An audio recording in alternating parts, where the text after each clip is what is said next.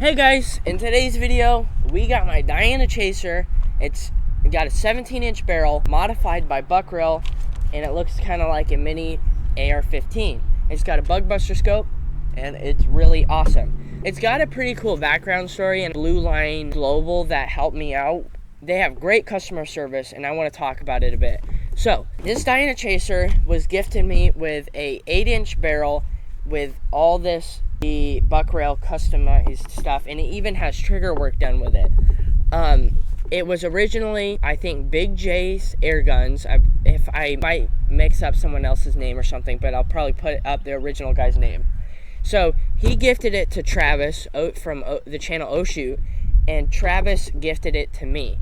So it originally came with an 8-inch barrel, and it was a laser beam. When I lived in my house in the neighborhood, I would just shoot this thing because my bigger guns would go through a plank or something, and I didn't really have any safe backstop. So I'd shoot this guy. So the CO2 was leaking. I didn't know why, and I looked down in here, and the little tiny O-ring was completely squished and was like non-existent. It was like not there. So I contacted Diana. Diana said, well, we don't support USA customer service. So they gave me over to Blue Line Global. Blue Line Global helped me out, sent me a new O-ring, and the Diana Chaser was back to working. And a couple of days ago, I finally got myself some CO2, and I said, let's go shoot my Diana Chaser. I'm shooting, and the stinking bolt falls off. So it breaks at the threads, and I was like, great. I contact Blue Line Global. Gladly, they send me a whole new bolt assembly. I put the bolt assembly in, and I notice it's not setting home. And I was like, great, okay. So I contacted them again. I said it's not working. They sent me a whole new breech block, and I try again. It's not working. I then figure out that the old barrel that it originally had is outdated and is not compatible with this new bolt that they designed. So I said, man, it's not working. I think it's the barrel. It's not compatible with the barrel. So they said, well, we'll just send you a new barrel. What do you want? Do you want the 17-inch barrel, or do you want the 8-inch barrel? And he said, I could hook you up with both. And I said, well, having both wouldn't hurt at all. So they send me 17-inch barrel and 8-inch barrel, so I could just swap this out and have a compact gun or a rifle. So big thank you to Blue Line Global for being so kind to me and going out of their way to help me out. I want to say thank you so stinking much. Also, before we start shooting this thing, I will probably do a part 3 of shooting pellet supersonic. The past results that I've had are very interesting. I never expected to have the results that I did. I've always been told pellets don't like to be shot fast. And I apparently was wrong because they did really good. So what we're going to do is I'm going to put a slow-mo camera in my scope so you guys can see the pellet's trajectory. And we'll see if it spirals out of control. Is it like spiraling into good groups, or is it flying straight? So that's what we'll do for part 3. And we might even throw some piranhas downrange. Someone said something, maybe like the AEA pellets have such a good ballistic coefficients that they're not spiraling. And maybe it's just the cheap pellets that do that. Maybe more expensive ones don't spiral. I don't know. But we're going to slap a brand new CO2 in this thing. And I'm going to set you guys downrange, and we'll take a couple shots.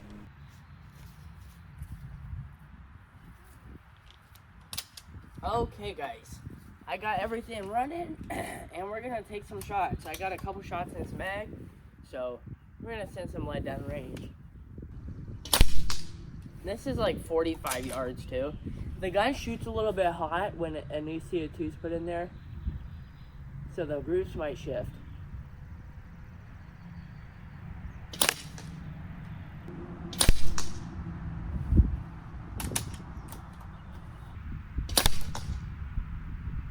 I'm going to bring it over to the right, or no, the left, because I don't know why it's shooting off the paper.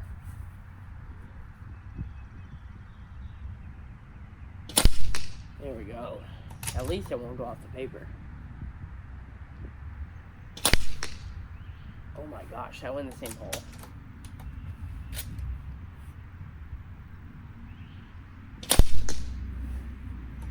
This is 40 yards, too.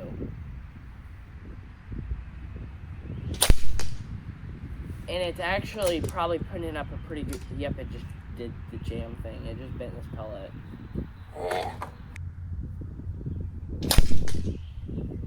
That's not a bad group, honestly. I'm kind of impressed with that. Very impressed with that. Because if you don't know, CO2 guns don't have gauges. And you can probably see that the groups actually shifted. Oh, now it just went back. Okay.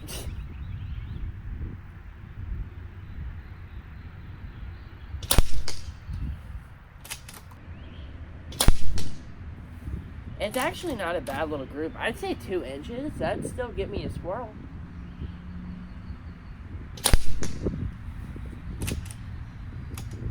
Yep, it did the jam thing. That's a really respectable group, honestly. Out of a CO2 gun, that's really respectable. I am quite surprised with that. Yeah, 42 yards. That's a really respectable group at 40 yards, especially.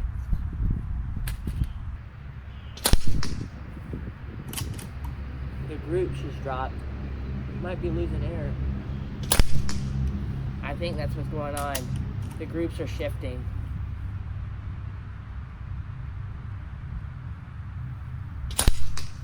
Yep, it's getting low on air. Oh, there's a jam pellet.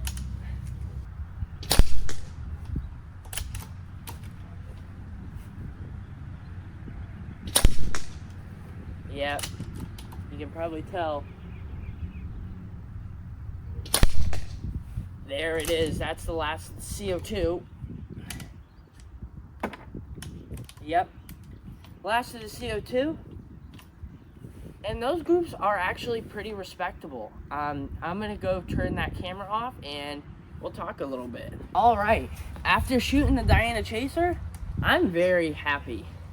40 yards with a CO2 gun, and it was doing better than a break barrel. That's pretty nice. And the rifle kit, you can get this thing around, I believe, $130, $150. Imagine that. You buy a $150 break barrel, and this thing's probably more accurate than that, with these dirt cheap pellets, and CO2 is not that expensive. $25 for 40, and you can get about, what, 30, 40 shots per thing. You're getting a lot of shots. You might be able to plunk a whole can of pellets out of that, and then you buy another one, and that what? You go buy these pellets are $11 or something. You go buy $11 pellets, $11 pellets, $25 CO2. You're only running around $31 for the grocery trip or a little trip to get your gun shooting. So I am very impressed with the Diana Chaser. Very nice. If you couldn't tell, I don't know if you could tell, I'm filming with a phone in this video. The reason I'm filming with a phone is because my dad lends me his camera, and he needed it this time, so I couldn't use it. So I'm using my phone. I got a phone recently, and it's really nice. Having the ballistic calculator in my pocket is really nice. So I've been using it, and it's really fun. Like the Diana Chaser, it's such a fun gun, man. You just carry around these little CO2 cartridges that weigh like nothing. You can like 15 in your pocket. They will make a bunch of clinking noises, but you could like 3D print or have like a little pouch that you could slide them in. And you could just carry them around, no having to take a hand pump or compressor or something. You're out squirrel hunting, pop another one and tighten it, and you're back to shooting. It's really cool. I really like the idea of CO2. I kind of wish that it was maybe a little cheaper. Maybe like if they made a refillable ones, like you could get a refillable CO2 for like $20, but it'd be like a little, maybe like a refillable CO2 with air. You could go pump it up with your little compressor, plop them in there, and they'd be like $20 for one CO2 or a little CO2 cartridge or whatever, a little cartridge filled with air. That'd be cool. So I've had lots of fun with this little gun. It's got quite a bit of kills to its name. I've gotten a couple starlings with it. Alright, this thing actually has some surprising power. I'm sure I could squirrel hunt with it. It's taken down a couple birds in its life. And yeah, so I'm very happy with it. It's a really, really fun gun, especially like when it's warmer weather. It shoots extremely accurate. So again, thank you to Travis for sending this to me because I really enjoyed this gun. And thank you to Diana for having great customer service. So, enough yapping. I've yapped enough in this video, and I had to end this video a little short. I got people coming over, and we got people coming over, so I kind of had to make a short video. If maybe not short, it's probably like 15 minutes of me yapping. But again, thank you guys for watching, and hopefully next week will be part 3 of shooting pellets supersonic. See you guys in the next one.